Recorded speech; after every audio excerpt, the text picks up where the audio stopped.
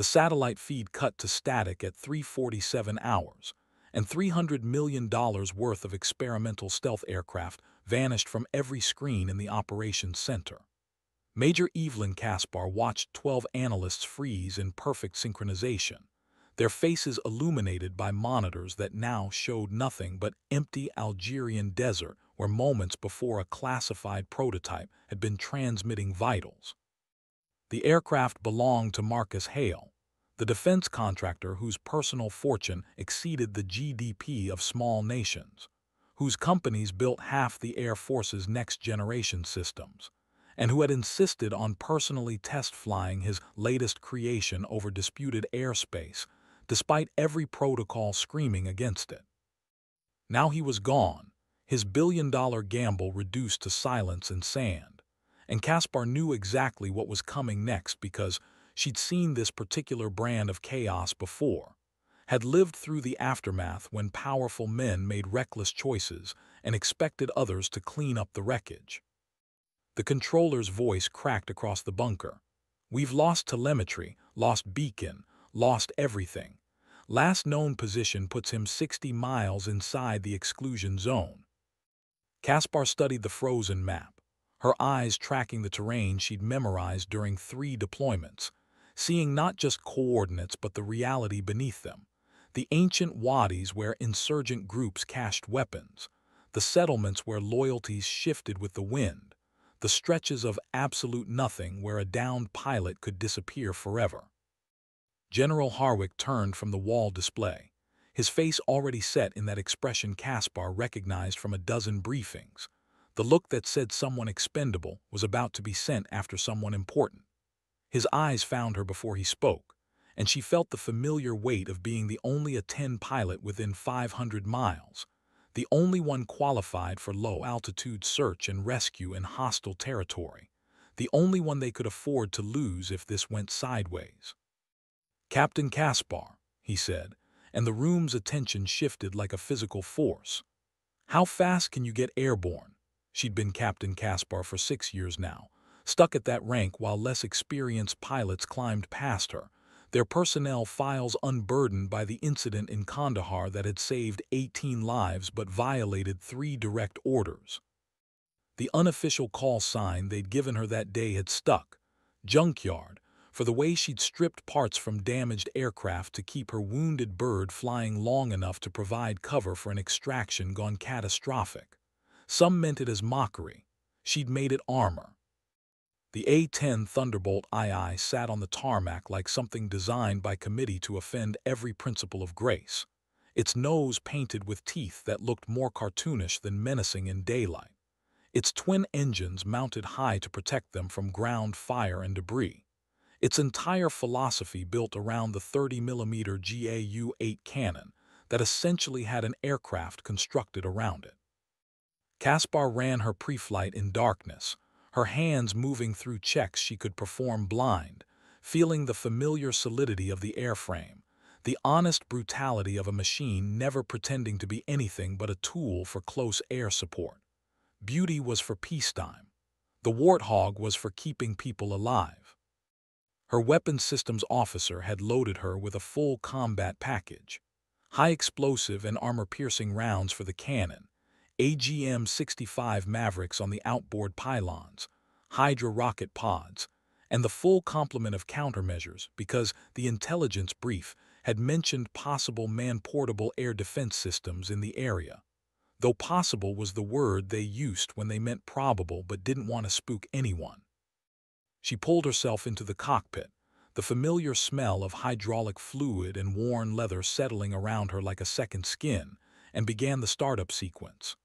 The engines spooled up with their characteristic whine, that sound people said resembled a vacuum cleaner, another indignity the A-10 wore without complaint. Caspar adjusted her harness, checked her displays, ran through weapons status, and listened to the tower clearing her for immediate departure.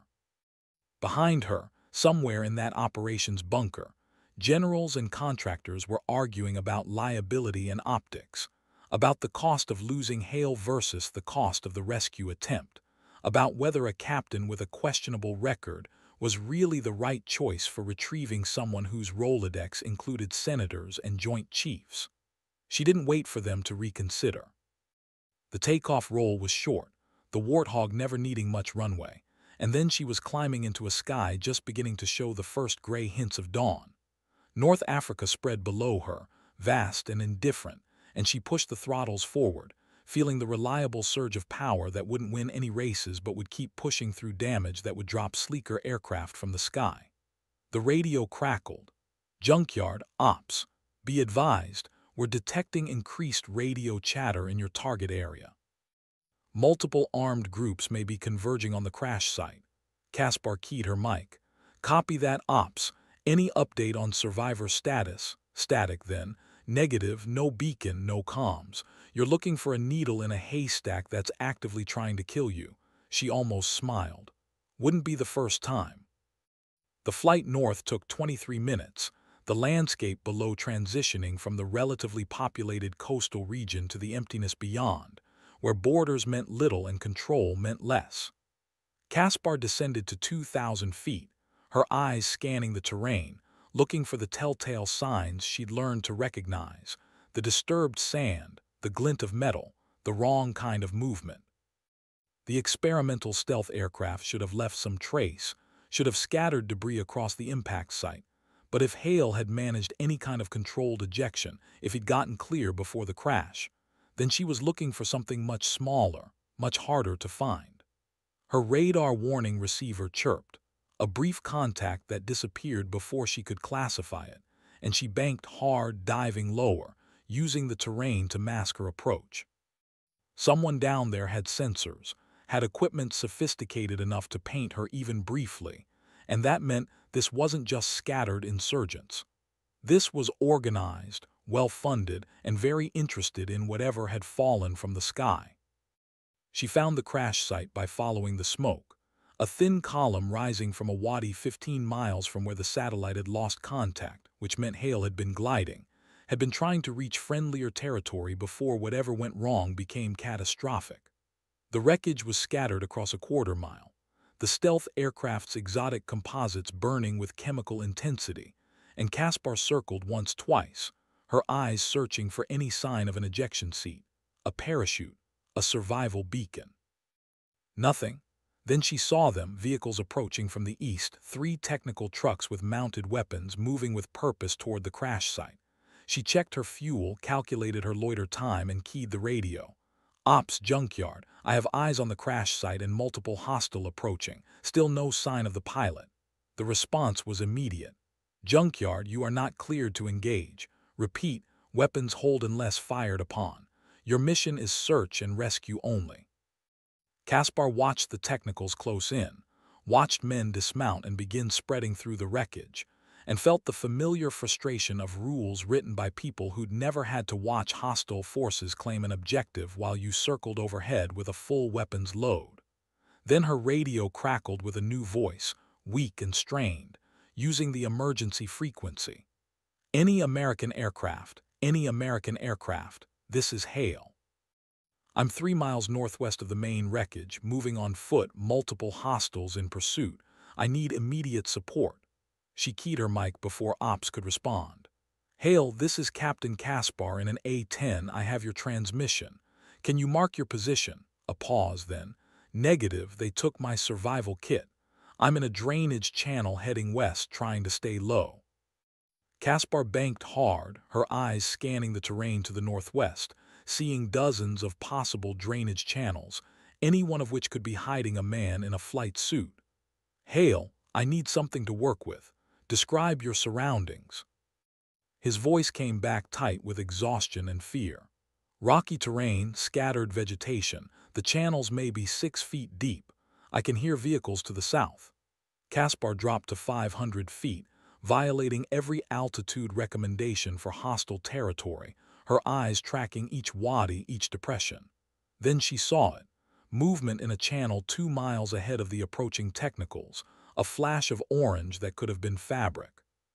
She dove lower, and there he was, Marcus Hale, the billionaire defense contractor who flew his own experimental aircraft, now crawling through African dirt with armed men closing in from 3 directions.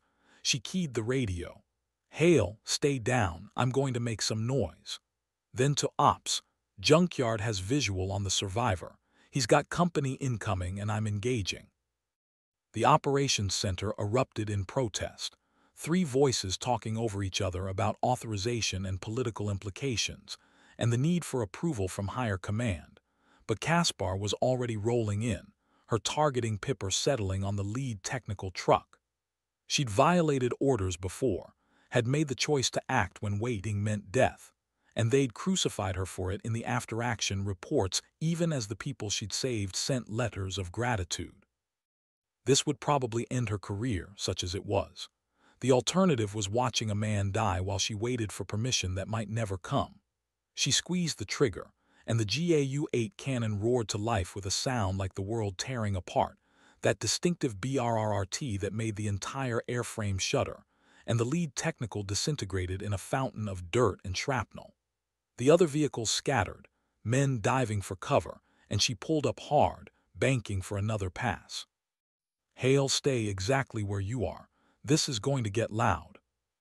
The second pass took out another technical, the 30mm rounds walking across the desert floor with devastating precision, each one carrying enough kinetic energy to punch through light armor like tissue paper. Return fire sparkled from multiple positions, tracer rounds reaching up toward her like slow-moving stars, and her countermeasures dispensed automatically, flares blooming in her wake. This was what the A-10 was built for, this close-in ugliness where missiles were useless and only the cannon mattered, where you flew low and slow and absorbed punishment that would shred anything else. She came around for a third pass, her eyes tracking Hale's position, seeing more vehicles approaching from the north, a whole convoy that hadn't been there minutes ago. The radio, "Junkyard, break off immediately. You are not authorized for this engagement. RTB now." She ignored it, rolling in again, her cannon finding targets with methodical precision. Somewhere in that operations center, General Harwick was probably having an aneurysm. She'd think about that later, after the man on the ground was safe. The fourth pass brought her too low, too slow, and something hit her port engine with an impact she felt through the stick, alarms screaming as the engine temperature spiked red. Caspar secured the damaged engine, transferring to single-engine operation, the Warthog shrugging off the hit with typical stubbornness. She'd trained for this, had practiced flying on one engine through scenarios far worse than current conditions, but now her loiter time was cut in half and she was burning fuel at an unsustainable rate. She keyed the radio. "Ops, Junkyard, I've taken damage and I'm not leaving this position until we have extraction for the survivor. Get me a rescue package now." The response was cold, professional. "Negative, Junkyard. Nearest rescue asset is 40 minutes out. You need to RTB immediately." 40 minutes. Hale wouldn't last 40 minutes, not with the forces converging on his position. She looked at her fuel gauge, did the math, and made the decision. "Ops, I'll be here when they arrive." Junkyard out. She circled lower, tighter, her remaining engine working overtime, her cannon now down to 30% ammunition, but still enough to make hostile forces reconsider their approach. Hale had found better cover, had wedged himself into an outcropping of rocks that gave him some protection, and Caspar positioned herself between him and the largest concentration of enemy fighters, her presence alone enough to make them hesitate. Minutes crawled past. She made gun runs with decreasing ammunition, each burst calculated, rationed, every round a deliberate choice about which threat to address first. The sky lightened, dawn spreading across the desert, and she could see more vehicles arriving, could see the noose tightening around Hale's position. Her fuel hit 20%, then 15%. The radio crackled. "Junkyard, rescue flight is inbound, ETA 12 minutes. Can you hold?" She checked her fuel, checked her ammunition, checked the tactical situation, and keyed her mic. "I'll be here." The next 12 minutes were the longest of her career, a careful dance of positioning and conservation, her damaged bird holding together through sheer mechanical stubbornness, her dwindling ammunition making each engagement a calculated risk. She took 2 more hits, neither critical, the Warthog's redundant systems absorbing damage that would have been catastrophic in any other airframe. Her fuel hit 10%, then 8, well into emergency reserves, and she began calculating glide distance to the nearest friendly airfield, knowing she might not make it, knowing she'd already crossed the line from career-limiting decision to court-martial territory. Then she heard the most beautiful sound in military aviation. Junkyard, this is Rescue 15, flight of 2 Pave Hawks inbound your position, 3 minutes out. Say status. She'd never been so happy to hear rotor blades in her life. The helicopters came in low and fast, their door gunners already engaging targets, and Caspar repositioned to provide top cover, her last magazine of cannon ammunition spent in precise bursts that gave the rescue birds room to work. She watched Hale sprint from his hiding position, watched the crew chief haul him aboard the lead Pave Hawk, watched both helicopters lift off and bank south toward safety. Only then did she let herself check her fuel gauge, 3%, maybe 5 minutes of flight time if she was lucky. The radio, junkyard rescue package is clear, say your status. She looked at her instruments, at the warning lights painting her panel red and amber, at the fuel gauge hovering just above empty. Rescue junkyard, I'm pretty much done here, attempting RTB. The helicopter pilot's voice came back steady, professional. Copy that, junkyard, we'll stay on your wing. It was a kind gesture, though there was nothing they could do if her engine quit except watch her glide down. The flight south was a study in controlled emergency, Caspar nursing every ounce of remaining fuel, her altitude bleeding away as she stretched the glide ratio, her eyes locked on the airfield beacon still 40 miles distant. The Warthog flew on, wounded but unbowed, its remaining engine running smoothly despite the damage, the airframe holding together through redundancy and over-engineering. At 2% fuel, the engine coughed once, caught, continued. At 1%, she could see the runway, could see emergency vehicles positioning themselves for the crash landing everyone expected.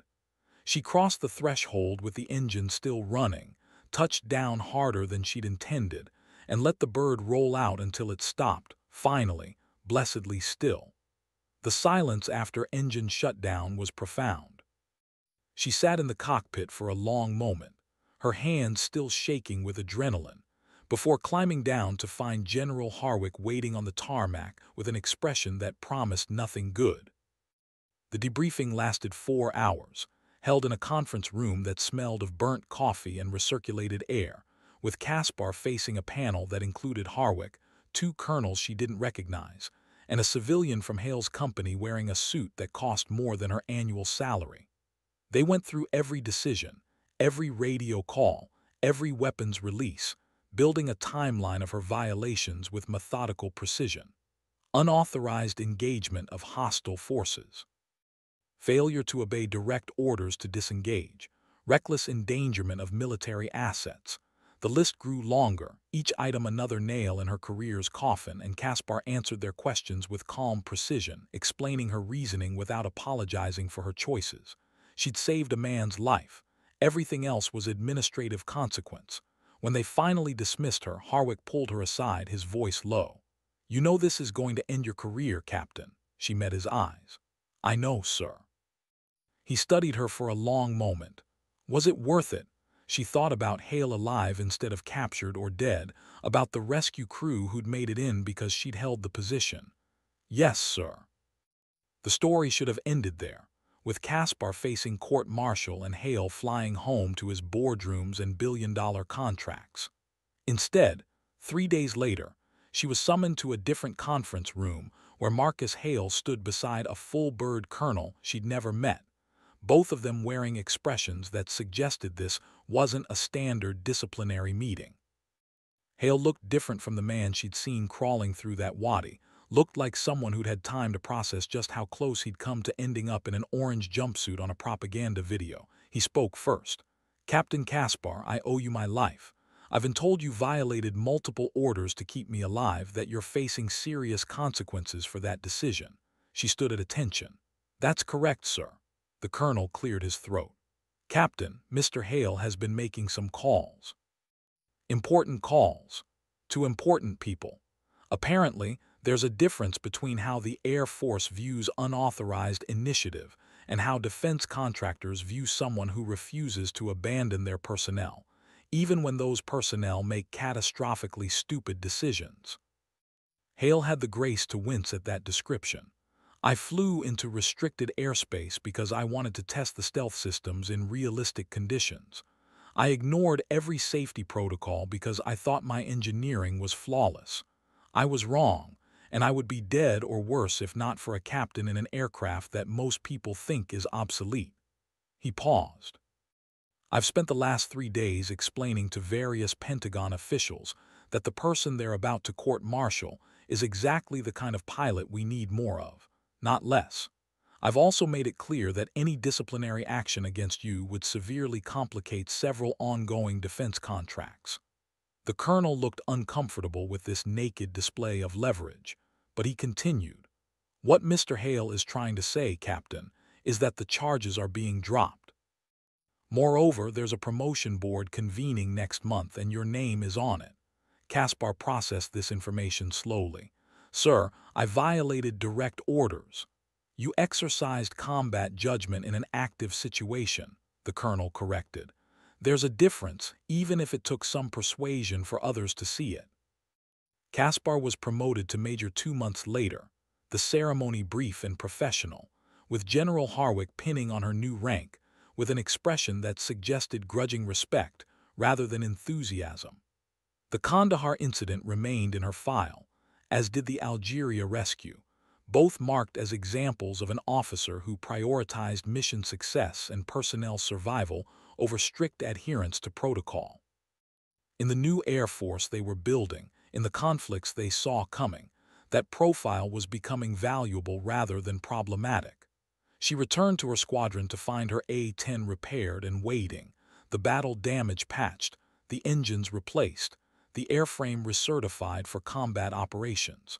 Someone had painted a tiny figure below her canopy, a billionaire's silhouette dangling from a parachute.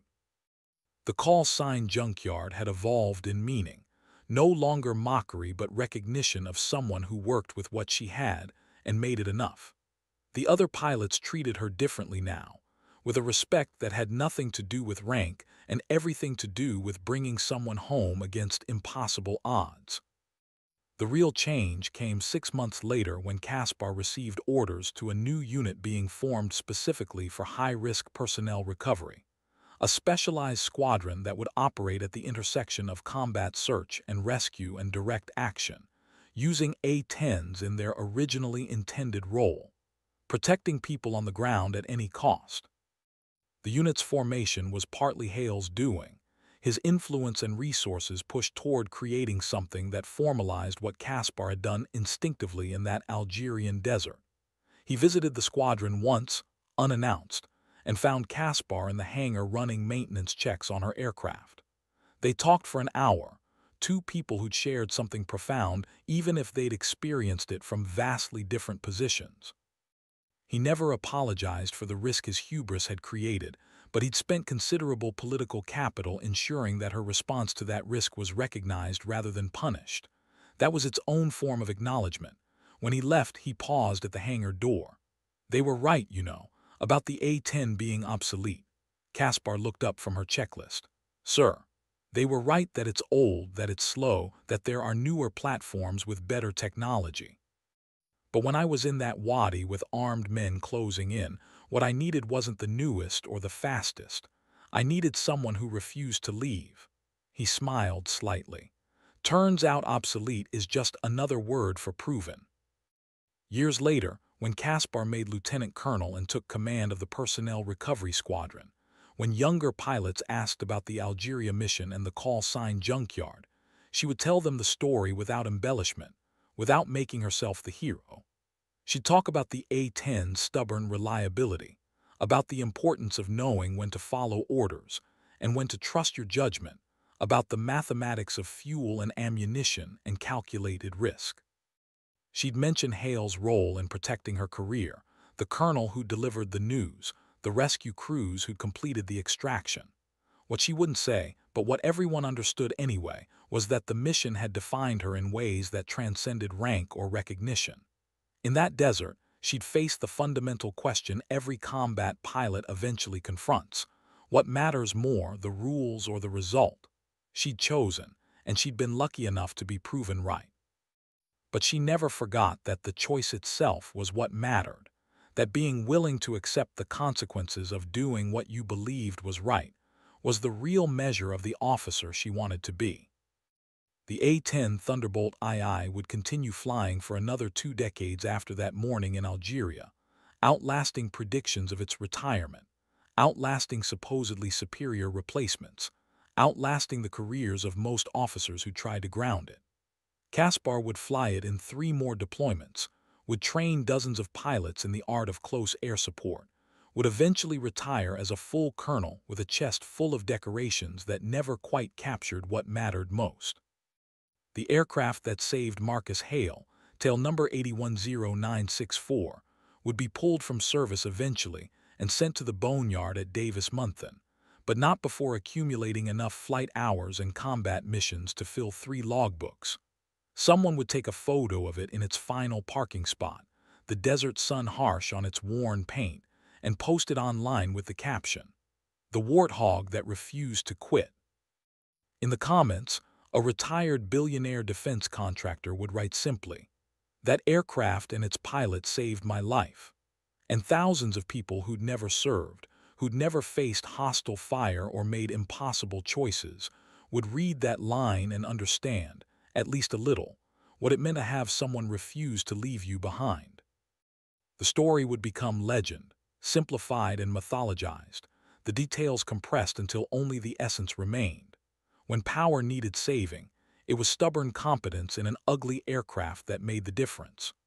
Junkyard had come home, and in doing so, had proven that sometimes the best technology isn't the newest or the most expensive, but the one that works when everything else has failed, in the hands of someone who refuses to give up no matter how the odds stack against them.